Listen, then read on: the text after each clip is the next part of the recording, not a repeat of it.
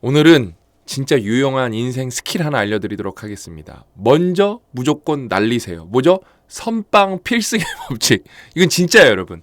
근데 이런 건 이제 물리적 싸움에서 적용하시면 안 되고, 물리적 이런 주먹 다짐 여러분 절대 하시면 안 됩니다. 저도 이렇게 돌이켜 보면은 중학교 이런 학창 시절 때 친구들과 막 이렇게 뭔가 끌어올라서 싸운 거 빼고는 성인이 돼서는 뭐 절대 단 한 번도 주먹 다짐 같은 거는 해본 적이 없는 것 같아요. 여러분들도 다 그렇게 하셔야 됩니다.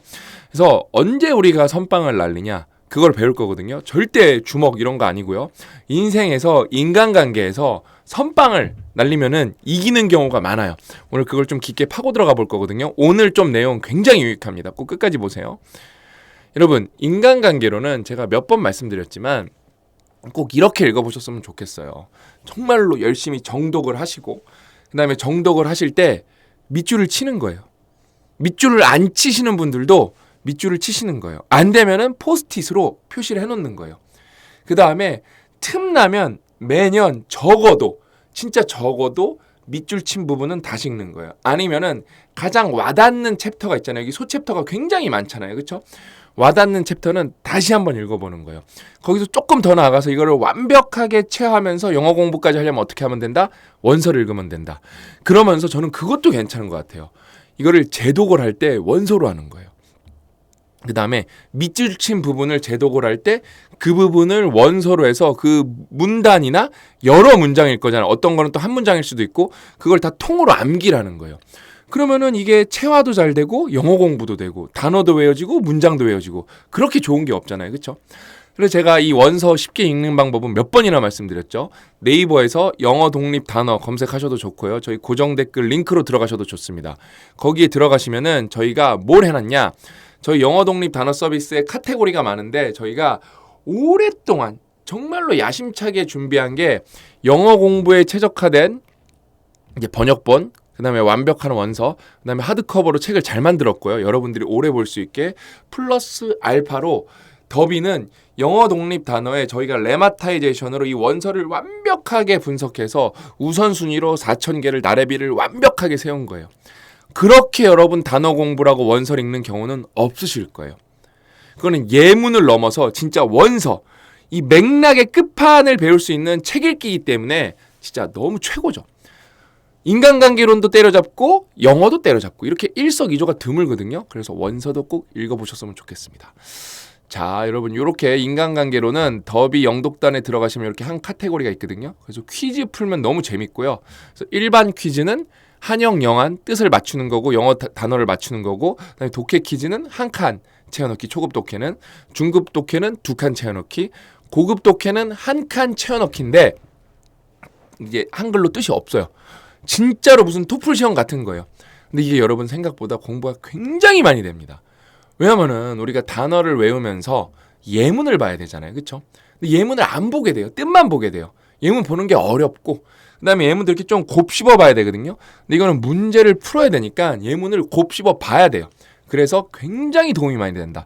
그다음에 학습하기로 들어가면은 인간관계론 예문만 있는 게 아니라 이제 어떤 거는 여기 1,400에 해당하는 거는 초간단 예문, 5살 어린이 예문, 그다음에 뭐 있죠? 일반 예문, 인간관계론 예문, 명언 예문, 고전 예문. 뭐 아주 끝장난다. 예문이 진짜 넘쳐나고 여기 회화에 또 들어가 보시면은 저희가 이제 통 예문이라 그래서 진짜 이 레벨 하나의 단어 20개가 있거든요. 그게 다 들어간 어떤 아티클이라든지 뉴스라든지 일기를 저희가 만들어 놨어요. 그래서 장문 예문을 볼 수 있게. 이 정도로 완벽한 시스템이 없습니다.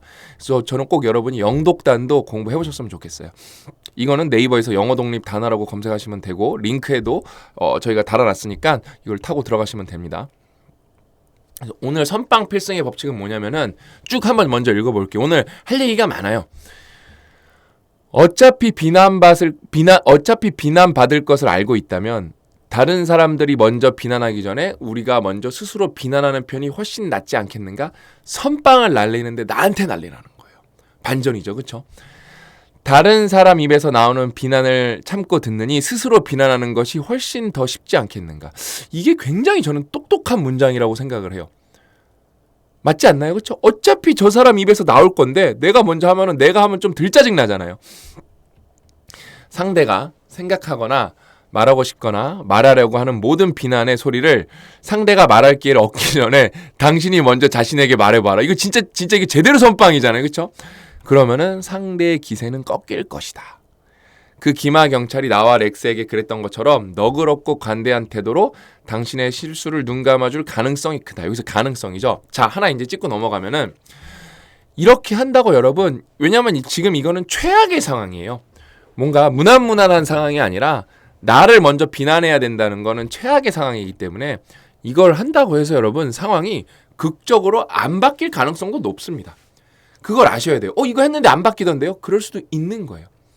근데 확률적으로 따져봤을 때 예를 들어 이런 케이스가 10,000개가 있어. 굉장히 그 표본이 커.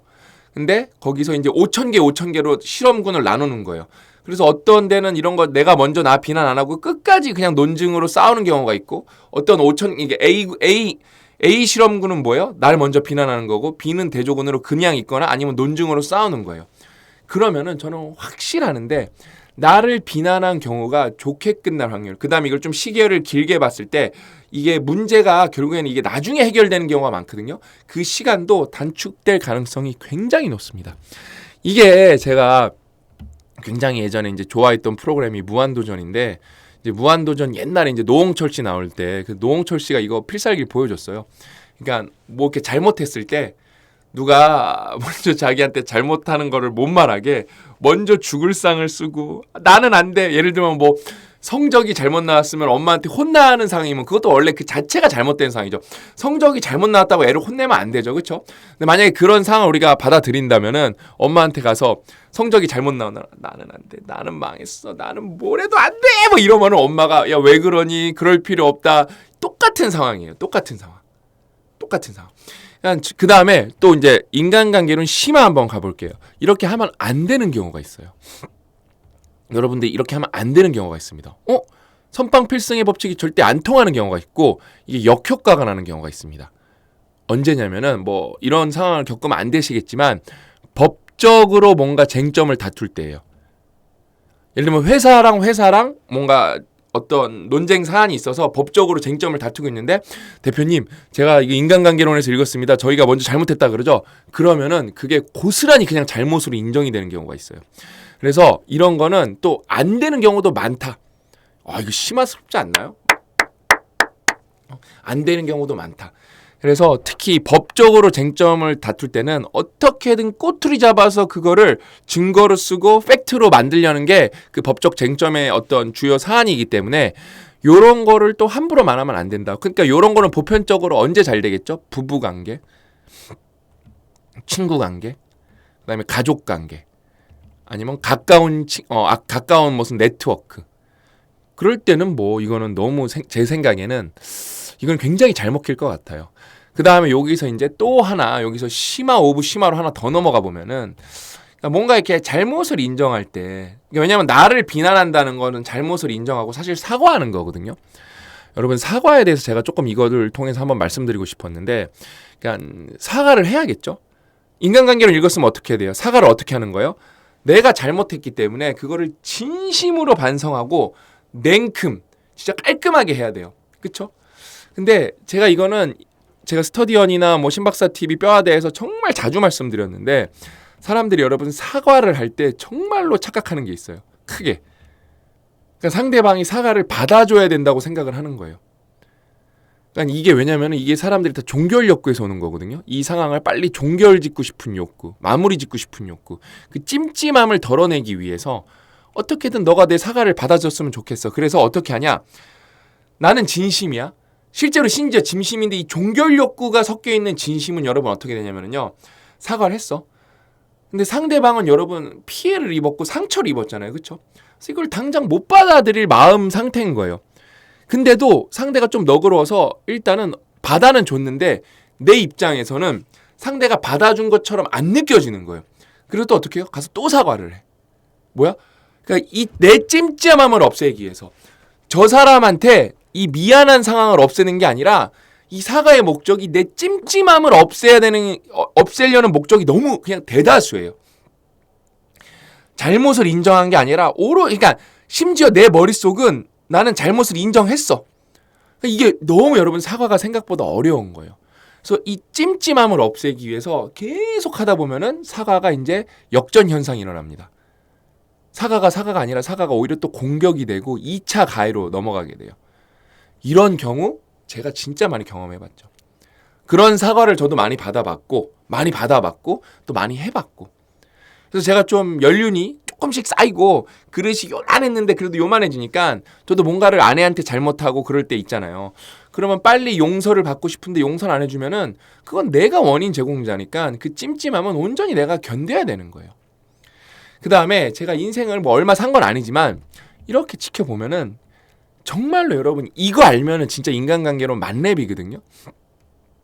진짜 이건 인간관계로 만렙 얘기 나오네요. 그렇죠? 시간이 뭔가를 해결해 주는 경우가 굉장히 많아요. 시간이. 근데 이게 뭐 단기간에 절대 안 끝나고 막 1년, 3년, 5년. 그다음에 여러분이 잘 되면 잘 될수록 요거에는 익숙해져야 돼요. 왜냐면은 여러분이 잘 됐다는 거는 여러분은 노력해서 잘 된 것이겠지만 이게 어떤 시스템을 놓고 봤을 때 여러분은 그런 의도가 없었어요. 여러분이 자영업을 하시던 승진을 하시던 회사에 다니시던 근데 이게 나는 그런 의도가 없었고 누가 봐도 나는 좋은 사람인데 내가 열심히 한 게 누구의 밥그릇을 깰 때가 굉장히 많아요. 여러분 빵빵 깨지는 거예요. 나는 그런 의도가 없었어. 나는 그냥 나만 열심히 한 거야. 그렇기 때문에 누구랑 싸움이 나고 송사에 휘말리는 경우가 굉장히 많습니다. 특히 여러분이 빨리 잘 되면 우리 다 빨리 잘 되고 싶은 욕구가 어느 정도는 있잖아요. 그렇죠? 천천히 잘 될래? 빨리 잘 될래? 그러면 많은 분들이 저는 빨리 잘 될 거라고 선택할 것 같거든요. 그럴 때는 여러분 정말로 여러분이 원하지 않은 분쟁과 논쟁과 싸움에 휘말리기 때문에 그걸 어떻게 해야 되냐? 안고 갈 줄 알아야 돼요. 요거가 이제 리더의 참된 덕목이죠. 그러니까 오해가 있어. 내가 잘못한 게 없어. 근데 사람들이 나에 대해서만 오해를 많이 하고 있어. 그거를 떠안고 가야 돼요. 제가 유재석 씨 좋아해서 유재석 씨 나온 거는 쉴 때 많이 재밌는 것도 많으니까 뭐 그 뜬뜬도 있거든요. 요즘에 유재석 씨 채널. 그런 거 그냥 이렇게 틀어놓고 밥 먹을 때도 있고 그러는데 그러니까 그때 누가 나와서 얘기하는데 유재석 씨가 그런 거예요. 어쩔 수 없다. 자기 위치가 그런 거예요. 근데 이게 사실관계가 너무 다를 때는 바로 잡기는 해야 되는데 그냥 나는 그런 적이 없는데 사람들이 그런 소문을 만들면 어쩔 수 없고 근데 이게 또 시간이 흘러가면은 이게 풀리는 경우가 많더라. 뭐 거짓이니까요. 그래서 오늘 이게 비난을 여러분들이 먼저 감수한다는 건 사실 사과의 개념에 가까워갖고 제가 사과에 대해서 말씀드려본 거거든요. 그러니까 그런 게 있어요. 그러니까 뭐 특히 뭐 부부싸움 이럴 때 빨리 뭔가 종결을 하고 싶은 욕구가 많으실 텐데 그게 여러분 생각보다 그러면 그럴수록 더 종결이 안 됩니다. 더 종결이 안 되고 그냥 그때는 진심이라는 건 뭐냐면은 내가 잘못을 했어. 내가 진심으로 인정해. 근데 저 사람이 성격이 좀 까칠해요. 그것도 팩트야. 그래서 그거 갖고 계속 뭐라 그래. 그럼 어쩔 수 없는 거예요. 그냥 떠안고 가야 돼요. 그렇게 오랫동안 떠안고 가다 보면은 상황이 역전되는 순간도 와요. 왜? 그러니까 내가 사람이라는 게 결국에는 어떤 잘못에 대한 그 정량적 측정이라는 게 사실상 뭐 불가능하겠지만 근데 보편적으로 대부분의 사람들이 받아들이는 기준이라는 게 있거든요. 근데 내가 예를 들면은 내가 뭐 와이프랑 남편이랑 약속을 어겼어. 어디에서 만나기로 했는데 뭐 내가 거짓말을 하고 안 갔어. 좀 나쁜 상황이죠. 그렇죠? 그래서 이거를 잘못을 한 거를 사과를 하고 진짜 석고대죄를 하고 잘못을 많이 하기 위해서 더 아끼고 사랑했는데 그거를 한 뭐 10년 동안 남편이랑 아내가 우려먹어. 그러면은 그거는 이제 한번 진짜 싸워야죠. 그거야말로 따져봐야죠. 마냥 뭐 그걸 뭐 참고 살 수는 없죠. 그거에 대해서. 근데 5년, 10년이면 벌써 이게 어떤 상황인지 몰라도 우리가 디테일은 몰라도 여러분이 이런 상황을 방금 같이 듣고 있는 거잖아요. 여러분도 납득이 돼요. 저건 너무했다. 이렇게. 그러면 이제 상대방이 반대로 뭐예요? 사과를 해야 되는 경우가 왔는데 그때 어때요? 내가 좀 너그럽게 사과해주면 어때요? 나는 사과를 빨리 상대방이 받아줬으면 하는 욕구가 있었잖아요. 그렇죠?